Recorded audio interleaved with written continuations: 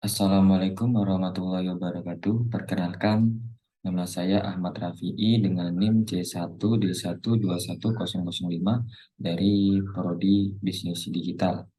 Di sini saya akan menjelaskan tentang konsep procurement atau pengadaan.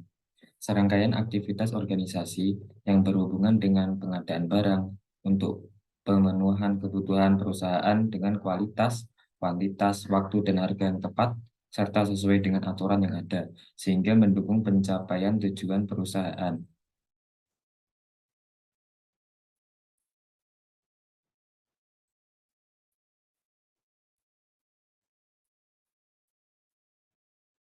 Prinsip procurement yaitu ada kualitas, kuantitas, harga, aturan, waktu.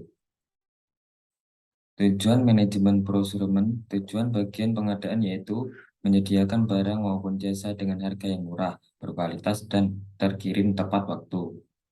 Tugas bagian pengadaan, merancang hubungan yang tepat dengan supplier, memilih dan mengimplementasikan teknologi yang cocok, memelihara data item yang dibutuhkan dan data supplier, melakukan proses pembelian, dan mengevaluasi kerja supplier.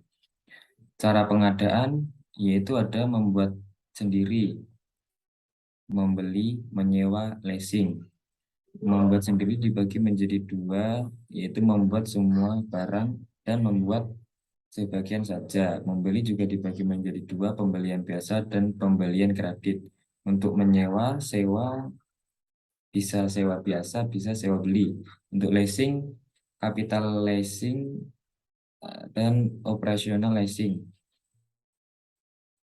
Membuat sendiri versus membeli. Buat sendiri, jika biaya buat sendiri kurang lebih beli kapasitas lebih dan kemampuan, desain perlu dirahasiakan, kontrol langsung secara ketat, pemasok tidak dapat diandalkan. Membeli saja,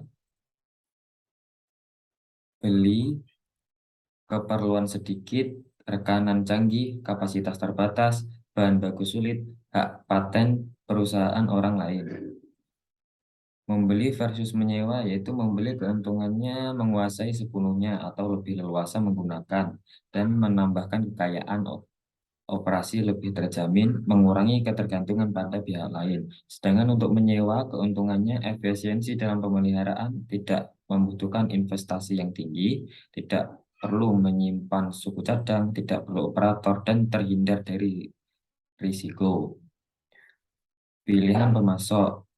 Pertambangan memilih pemasok, yaitu pertimbangan ekonomis, pertimbangan teknis, sumber pembiayaan, peraturan pemerintah, pertimbangan sosial politik.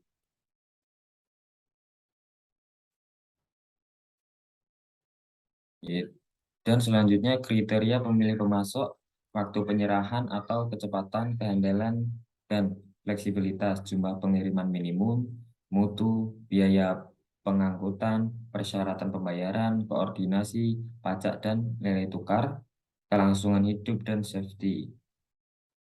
Selanjutnya metode pemilihan pasok.